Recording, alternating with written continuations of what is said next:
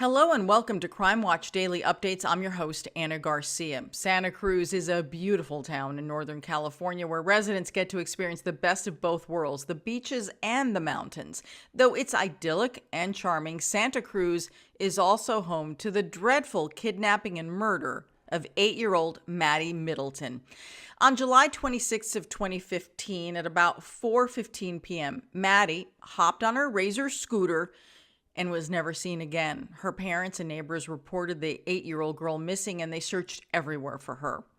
A little over 24 hours after she went missing, Santa Cruz Police found Maddy's body in a recycling bin at the art colony where Maddy and her mom lived. Maddy had been sexually assaulted, strangled, and stabbed to death.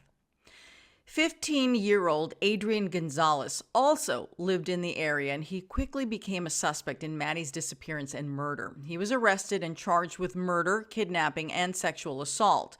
Prosecutors charged him as an adult, and he pleaded not guilty.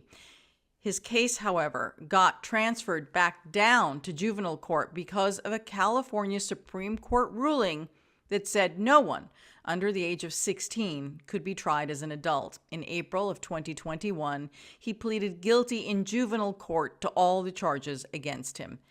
He will be eligible for release in 2024, but officials can file petitions to keep him behind bars.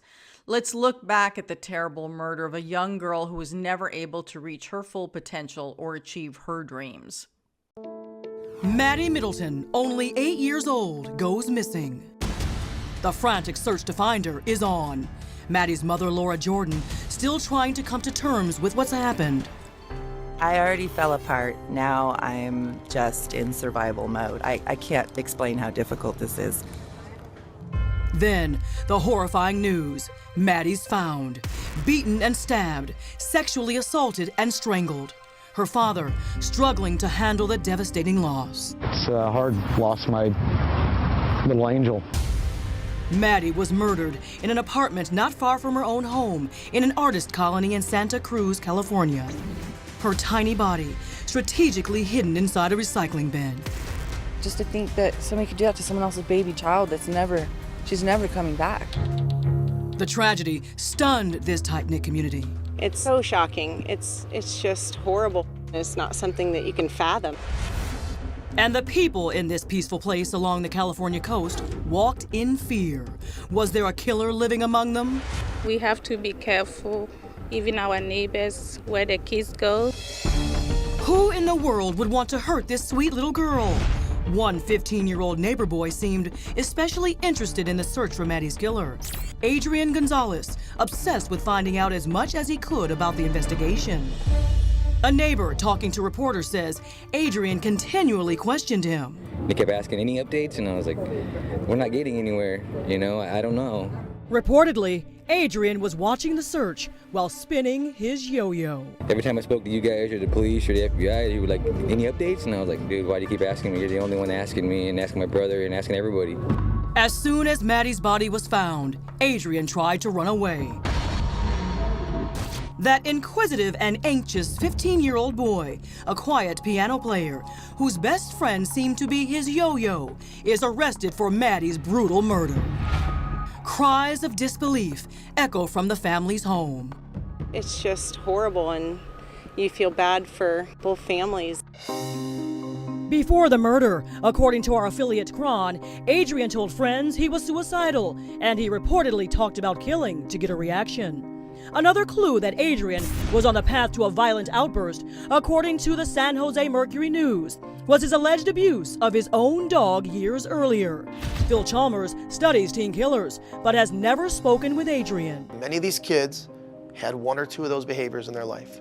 Killing animals, they're suicidal. They want to die. So that's a deadly combination. And Adrian did seem to cry out for help on his Instagram page. In a post just before the killing, he writes about trying to hide the crippling anxiety towards the future and the constant worry that I'll never find someone who loves me. According to reports, Adrian apparently lured Maddy into his apartment with the promise of ice cream. Once he got her in the door, Adrian tied her up with duct tape, beat, stabbed, and raped her, then strangled little Maddy to death. His classmates say it's hard to believe he was capable of such vicious crimes. I didn't really believe it at first. I still can't really picture him being the type of person to do that. Adrian Gonzalez pleaded not guilty to murder, kidnapping, and sexual assault.